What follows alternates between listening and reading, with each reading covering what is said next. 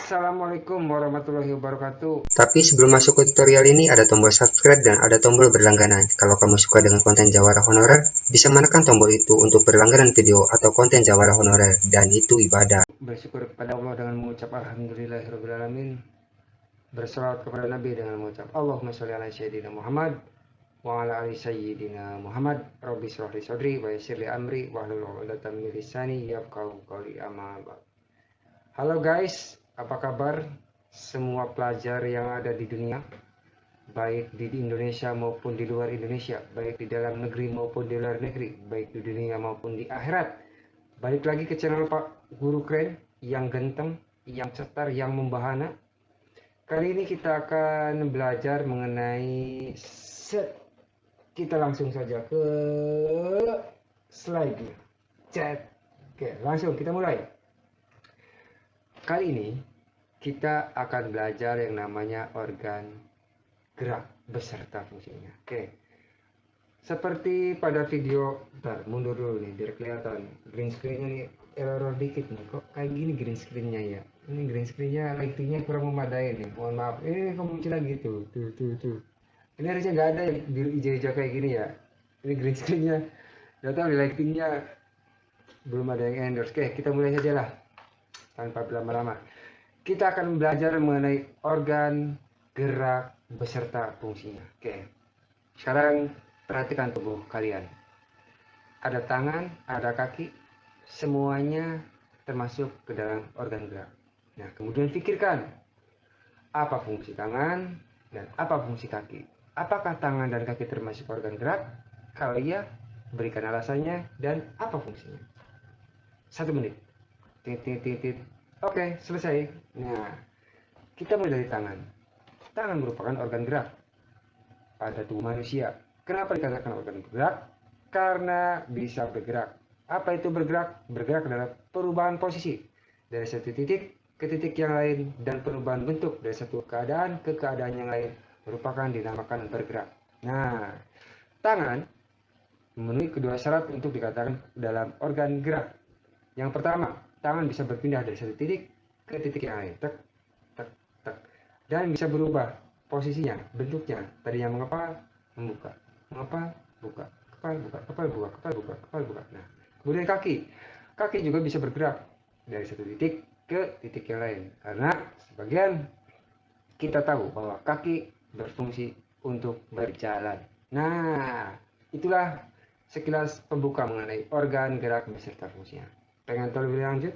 Kita simak ke videonya. Jadi kita mulai.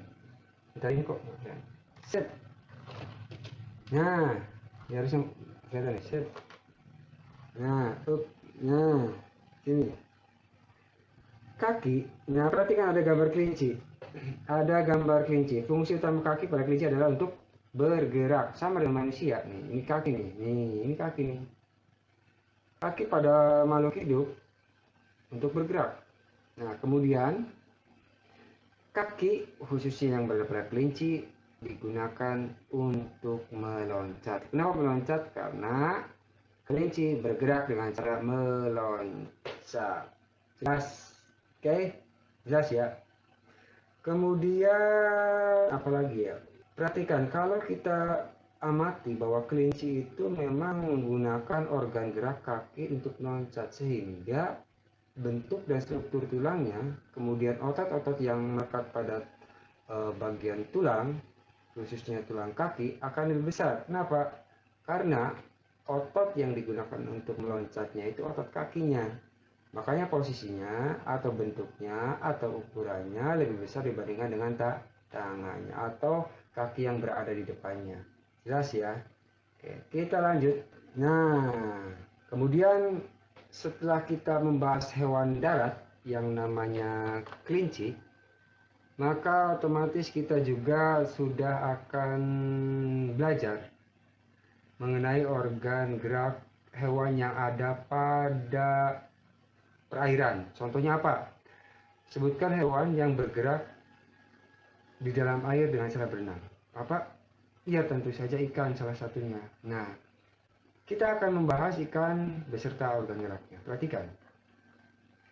Sebelum kita ke dalam organ gerak ikan, ada beberapa hal yang harus kita tahu dan kita ingat bahwa ikan bisa berenang dan bisa hidup di dalam air atau habitatnya di air itu karena ikan memiliki sistem pernapasan berupa insang. Jadi sistem pernapasan sehingga ikan bisa berada dan beradaptasi di dalam air dinamakan insang.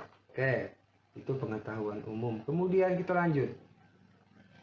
Ikan sendiri memiliki sistem gerak yang unik. Nah, jadi ikan itu unik gerakannya. Kenapa unik? Ada ekor, ada sirip. Nah, seperti apa kita bahas sama-sama. Oke.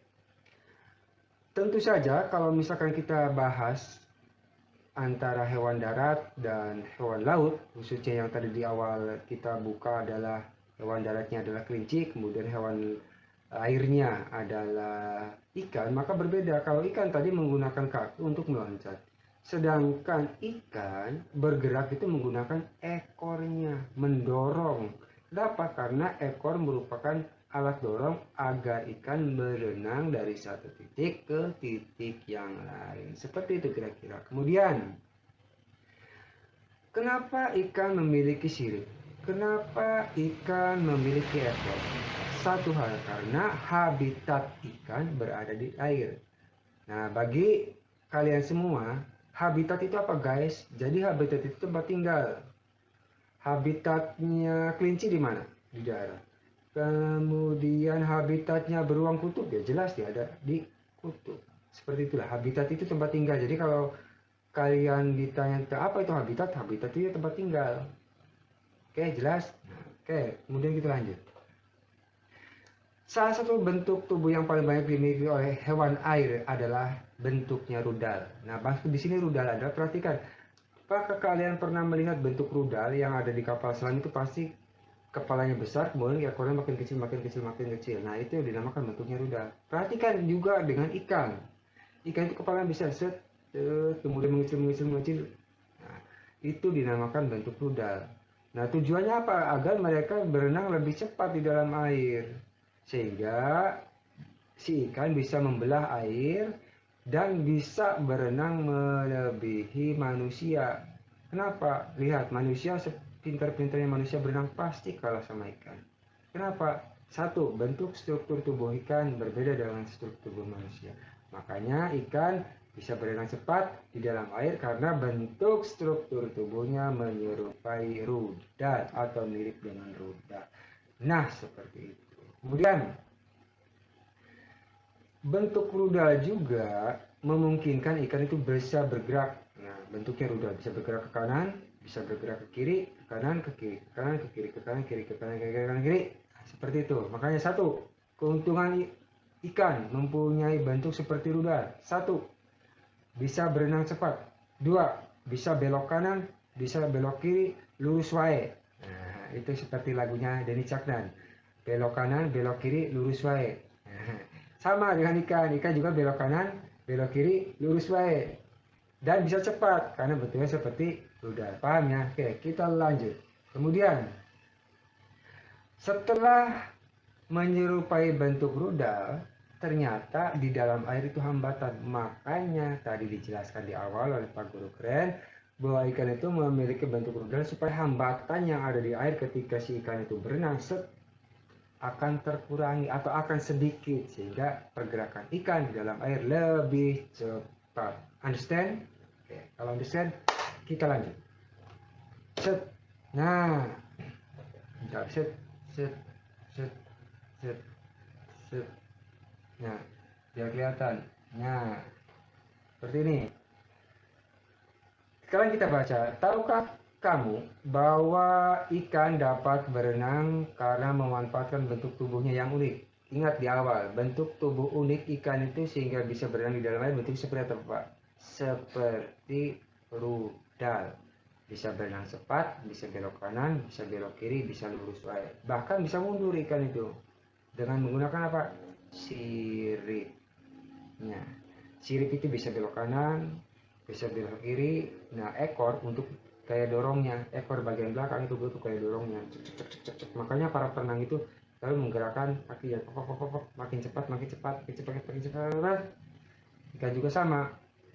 daya dorongnya itu dihasilkan dari ekor. Tek, tek, tek, tek, tek, tek, tek, tek. Maka ikan itu akan maju. Cet, cet, cet, cet, cet. Nah, untuk belok kanan, belok kiri menggunakan siripnya. Kemudian setelah kita tahu bahwa ikan itu bisa bergerak di dalam air, ternyata ikan juga nih termasuk ke dalam hewan vertebrata. Ayo, siapa yang ingat hewan vertebrata dan hewan avertebrata? Ada yang ingat? Nah, baik, kita akan coba mengulas sedikit bahwa hewan vertebrata adalah hewan yang memiliki tulang belakang. Kemudian, hewan avertebrata itu apa? Hewan avertebrata adalah hewan yang tidak memiliki tulang belakang. Itu jawaban yang tepat. Kemudian, karena struktur hewan khususnya ikan bisa berenang di dalam air, maka otomatis kehidupan ikan berada di dalam air. Cari makan ikan berada di dalam air. Mandinya ikan di dalam air. Sikat giginya ikan di dalam air. Kemudian gosok giginya ikan di dalam air. Sikat gigi, gosok gigi sama ya. Berarti nyari makan juga sama di dalam air semua. Karena apa? Habitat ikan berada di dalam air. Kemudian lanjut. Ikan dapat bergerak dengan sirip samping, sirip tengah cocok hidup di terumbu karang. Jenis ikan tidak dapat bergerak secepat ikan yang menggunakan tubuh dari sirip ekornya. Nah, perhatikan. Ikan menggunakan gerak tubuh ke kanan dan ke kiri bersama dengan sirip ekornya. Perhatikan. Kalau hanya siripnya saja, maka dia akan belok saja. Kalau hanya sirip kirinya, maka akan belok ke kiri. Nah, kalau pengen belok sambil jalan berarti dia harus menggunakan ekornya sebagai daya dorong. Si sirip kanan berarti kita kecepat maka akan belok ke kanan, kemudian didorong dengan ekor tek tek tek, maka si ikan itu akan berbelok set dengan cepatnya. Jadi kerjasama antara sirip, kerjasama antara ekor dinamakan sistem gerak. Ya, antara ekor, antara sirip, mereka termasuk dalam organ gerak, dan kerjasama organ gerak dinamakan sistem gerak. Oke, lanjut. Nah, lihat di sini ada gambar ikan. Mundur biar kelihatan. Nah, bentar. Eh, eh, eh, eh. Nah, lihat ya, di sini ada ikan nih. Nah, lihat nih. Lihat ekornya. Nah, ekornya itu untuk mendorongnya. Nah, kanan kiri. Nah, sirip yang ada di atas yang untuk keseimbangannya. Tuh lihat tuh kan. Selalu menggerakkan ekornya. Untuk apa? Untuk bergerak maju. Kemudian berbelok untuk menggunakan sirip bagian kiri, belok ke kanan menggunakan sirip bagian kanan, dan daya dorong menggunakan ekor. Kemudian sirip, kita bahas mengenai sirip. Kita baca sama-sama. Sirip ekor yang fungsinya membantu mendorong melalui air. Mendorong di dalam air itu dinamakan sirip ekor fungsinya. Sirip kanan kiri ya belok ke kanan ke kiri. Kemudian sirip ikan mempunyai membantunya menyetir. Ikan memiliki 5 jenis sirip. Sirip dada, sirip panggul, punggung, dubur, dan ekor. Nah, bisa kalian baca sendiri ya. Tapi intinya seperti ini. Sirip dalam ikan itu ada 5 jenis. Dada, ekor, punggung, kemudian dubur.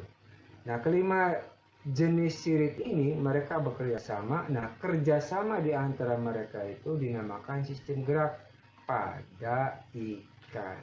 Oke, jelas? Kalau jelas kita lanjut ke slide selanjutnya. Nah, lihat nih, di sini juga ada ikan koi, bagus-bagus ikan koinya. Nah, kita lihat ekor adalah bagian penting yang membantu ikan berenang. Ekor ikan fungsinya memberikan daya dorong, menambah kecepatan dan akselerasi tergantung bentuk ekor. Semakin besar ekornya, maka gaya dorongnya semakin besar.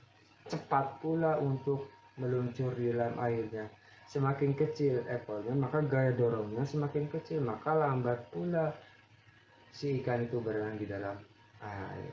Kira-kira seperti itu, paham? Intinya garis besarnya seperti itulah sistem organ gerak tubuh pada hewan dan kelinci. Pada hewan khususnya yang habitatnya di darat dan yang habitatnya di laut, di air.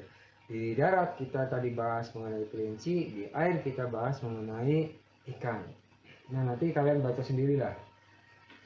Kemudian yang terakhir adalah terima kasih. Mungkin itu saja video pembelajaran kita pada kesempatan kali ini. Jangan lupa untuk tetap di rumah, jangan pergi kemana-mana, dan ingat kalau mau kemana-mana jangan lupa pakai masker. Ingat, kita putus rantai penyebaran corona dengan cara tetap di rumah, jaga kesehatan, jangan lupa cuci tangan sebelum makan, berdoa. Akhir kata, Pak Guru yang keren, yang ganteng, yang cetar membahana pamit. Assalamualaikum warahmatullahi wabarakatuh dan bye-bye. Sampai jumpa di video selanjutnya. Ciao.